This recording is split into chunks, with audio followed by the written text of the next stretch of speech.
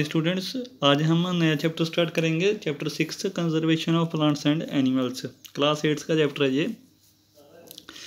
इसमें एक्टिविटी दी हुई है। पहले सारा ने कुछ एनिमल्स की पिक्चर्स कलेक्ट की हैं और बताना है वो कौन कौन सी जगह पे रहते हैं। ये देख सकते हो आप, ये लाइन है और पीछे ग्रास है सारी, तो ये ग्रास लैंड होगा पक्का। तो फर्स्ट का सी ऑप्शन आ जाएगा, ग्रास लैंड। सेकंड, ये पता होगा आपको, ये बर्फ़ वगैरह है तो एक्रिटिक पोल्स होंगे ये वाले पक्का। थर्ड तो वैसे ही पता लग रहा है, ओशन है। और लास्ट वाला ये डेजर्ट है। इसमें हम पढ़ेंगे डाइवर्सिटी के बारे में, इस चैप्टर में पढ़ेंगे। First topic is biodiversity. हमारे प्लेनेट पे कई तरह के डिफरेंट टाइप्स के लिविंग ऑर्गेनिजम्स रहते हैं। वो वैरायटी ऑफ प्लेसेस में रहते हैं, कोई फॉरेस्ट में रहता है, कोई ग्रास में लैंड में रहता है, ऐसे सारे अलग अलग जगह पे रहते हैं।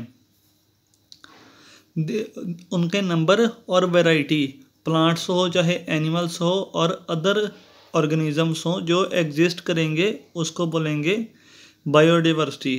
जो एग्जिस्ट कर सकते हैं किसी पर्टिकुलर प्लेस पे, उनको बोलेंगे बायोडाइवर्सिटी। कोई भी इस टर्म को तब भी यूज़ कर सकता है जब वो किसी एक रीजन के बारे में बात करे कि इस जगह पे कितने ऑर्गेनिज्म रहते हैं, कितनी तरह के प्लांट्स रहते हैं, तब भी वो बायोडाइवर्सिटी वर्ड यूज़ कर सकता है। या अर्थ को भी पूरा एक मान सकता है कि अर्थ पे कितने तरह के प्लांट्स रहते हैं, एनिमल्स रहते हैं, कितने ऑर्गेनिजम्स रहते हैं, तो तब भी वो बायोडाइवर्सिटी टर्म यूज़ कर सकता है। अगर क्लाइमेटिक कंडीशंस पे डिपेंड होके और जियोग्राफिकल एरिया पे, कई रीजन्स में हाई बायोडाइवर्सिटी होगी, कईयों में कम होगी। ये बायोडाइवर्सिटी अलग अलग ही होगी, मतलब कई जगह पे ज़्यादा वैरायटी के प्लांट्स एनिमल्स होंगे, कईयों पे कम वैरायटी के होंगे। सबसे पहले हम कॉमन कुछ जो टर्म्स हैं वो इसके पढ़ेंगे। First is species.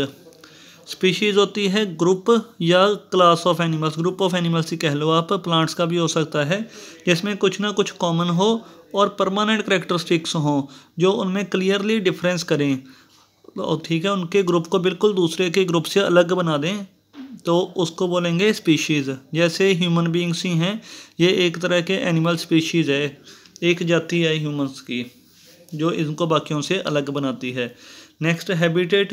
Habitat natural environment पे है, जहाँ पे कोई भी प्लांट या एनिमल रहता है, वो रहता है, मल्टीप्लाई करता है, रिप्रोड्यूस करता है या नेचुरली ग्रो करता है। थ्राइव का मतलब ग्रो होता है, तो उसको बोलते हैं habitat. Next flora and fauna. Number of plants जो हैबिटेट में एक में होंगे तो उसको फ्लोरा बोल दिया जाएगा उस प्लेस का। और उस प्लेस में, एक प्लेस में कितने ज़्यादा एनिमल्स होंगे, ठीक है, उसको फौना बोला जाएगा उस प्लेस का।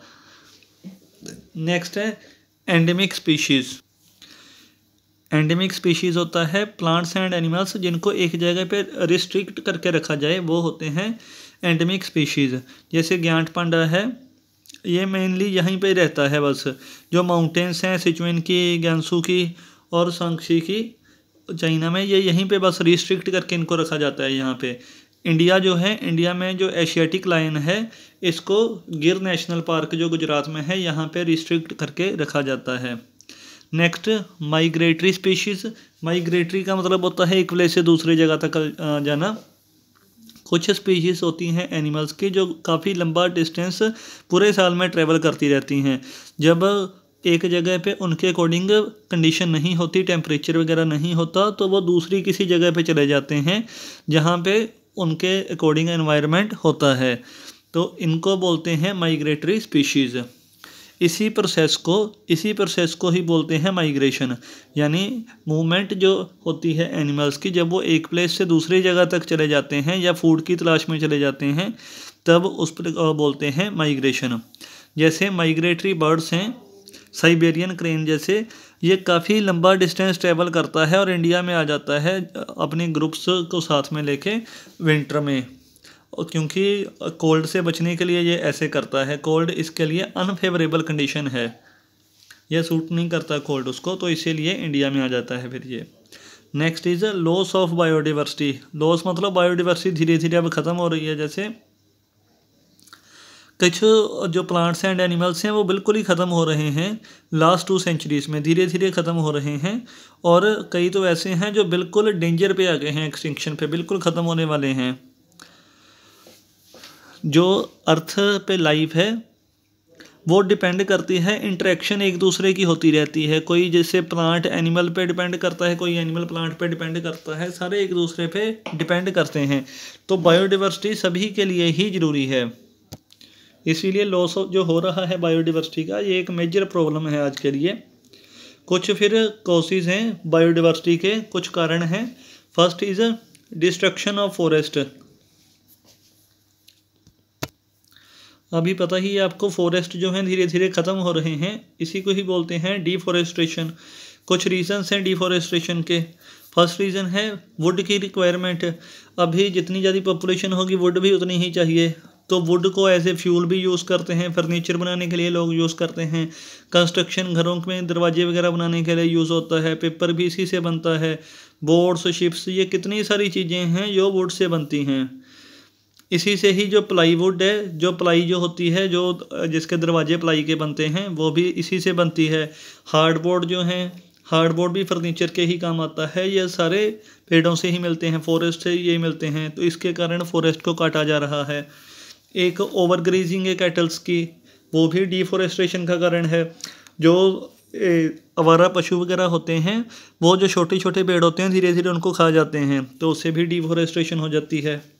एक रैपिड अर्बनाइजेशन हो रही है, शहरीकरण ज़्यादा हो रहा है, गांव ख़त्म हो रहे हैं, तो ह्यूमन पॉपुलेशन भी बढ़ रही है। इसी के कारण जो फॉरेस्ट है उनको एग्रीकल्चर लैंड में कन्वर्ट करना पड़ता है।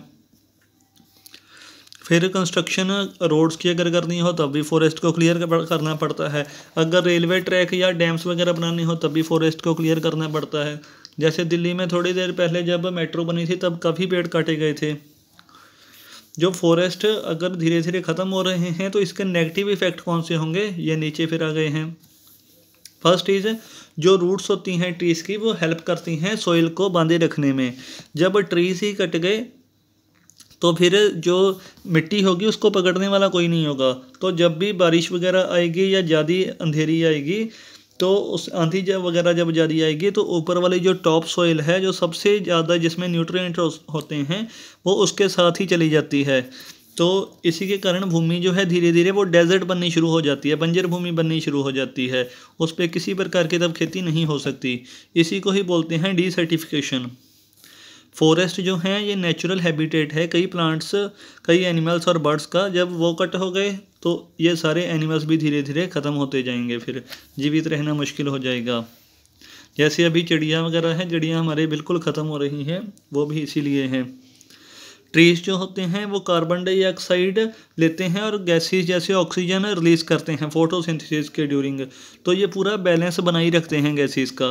तो जब अगर पेड़ ख़त्म हो रहे हैं तो कार्बन डाइऑक्साइड कोई लेने वाला नहीं है, तो कार्बन डाइऑक्साइड हमारे धीरे धीरे बढ़ रही है।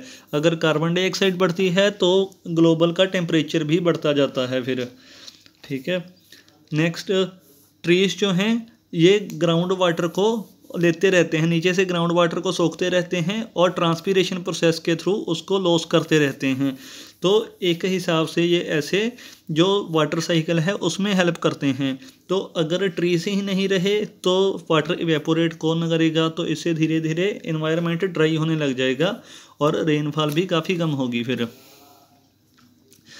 ट्रीज जो होते हैं फिर रेन वाटर को एब्जॉर्ब करते हैं। जब बारिश पड़ती है तब ये नीचे तक ग्राउंड तक पानी को छोड़ देते हैं। अगर ट्री ही नहीं रहेंगे तो फ्लड आ जाएंगे पानी, क्योंकि ऊपर नीचे तो जाएगा नहीं, ग्राउंड में पानी ऊपर ऊपर रहेगा, तो इससे फ्लड आ जाएंगे। तो अगर ट्रीज नहीं रहेंगे तो बाइंडिंग कैपेसिटी जो सॉइल पार्टिकल्स की है ये हट जाएगी बिल्कुल ही। तो लैंडस्लाइड्स तभी होते हैं जो माउंटेन रीजन में होते हैं, ज़मीन ही खिसक जाती है, तो वो इसी वजह से होता है।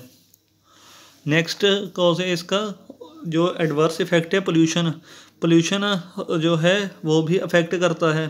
ठीक है, ये भी प्लांट्स एंड जो कट हो रहे हैं इसी के कारण हो रहा है और इफ़ेक्ट हर एक पे होता है इसका। क्लाइमेट में चेंजेस हो रहे हैं अभी, तो ये भी अगर पेड़ ही नहीं होंगे तो क्लाइमेट में अपने आप चेंज आएंगे। स्पीशीज़ जो हैं वो अब एडजस्ट ही नहीं कर पा रही है क्योंकि क्लाइमेट चेंज बड़े तेज़ी से हो रहे हैं। ग्रोथ ऑफ इन्वेसिव स्पीशीज़, कुछ जो न्यू स्पीशीज़ हैं ये अब आने लग गई हैं और ये अपने आप को बड़ी तेज़ी से बढ़ा लेती हैं। जो पहले ऑलरेडी प्लांट एंड एनिमल होंगे वो धीरे धीरे ये ख़त्म कर देंगी, तो इसीलिए वो धीरे धीरे जो पुराने थे वो डेड ही हो जाएंगे। जैसे एग्जांपल है वाटर में, वाटर हाइनेथ जो है वो ग्रो होना शुरू हो जाता है। ये फ्लोटिंग पेड़ होते हैं जो पानी में तैरते रहते हैं, तो ये पेड़ पानी में अपने आप उग जाते हैं और जो धीरे धीरे पहले पेड़ होते हैं उनको ये ख़त्म कर देते हैं। Next, hunting of animals. Animals को हंट किया जाता है उनकी मीट के लिए, स्किन के लिए और अदर बॉडी पार्ट्स के लिए। इलीगल हंटिंग को पोचिंग भी बोलते हैं। ये एक मेजर थ्रेट है वाइल्ड लाइफ का, इससे भी वाइल्ड लाइफ ख़त्म हो रही है। पोचर्स जो हैं, जो शिकारी हैं, वो एनिमल्स को हंट क्यों करते हैं? क्योंकि उनके बॉडी पार्ट्स जो हैं मेडिसिन में पहले यूज़ करते थे। जैसे रहीनोकॉर्स थे इंडियन, उनके हॉर्न्स को यूज़ किया जाता था और टाइगर्स की बोन्स को यूज़ किया जाता था दवाई बनाने के लिए। बॉडी पार्ट्स का ऑर्नामेंट्स के तौर पे, ज्वेलरी के तौर पे लोग यूज़ करते हैं।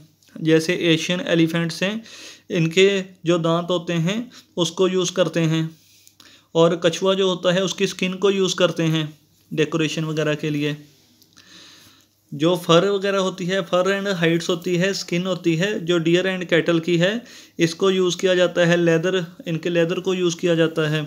ठीक है। एलिगेटर्स जो हो गए, जो मगरमच्छ है, एंड स्नेक्स, इनकी स्किन को यूज़ किया जाता है। वाइल्ड कैट, मिंक्स, इनके बॉडी पार्ट्स को यूज़ किया जाता है। बिना पर सोचे समझे जो इनकी हंटिंग हो रही है, इससे एक बड़ा हार्ड चेंज आ रहा है इनके नंबर में, बड़ा इनके नंबर कम हो रहे हैं। एक नेचुरल डिज़ास्टर जो आ जाते हैं जैसे अर्थक्वेक, फ्लड वगैरह हो गए, ये सारा कुछ भी प्लांट और एनिमल्स की जो जातियाँ हैं, जो स्पीशीज़ होती हैं, वो लॉस कर देती हैं, वो कम कर देती हैं धीरे धीरे।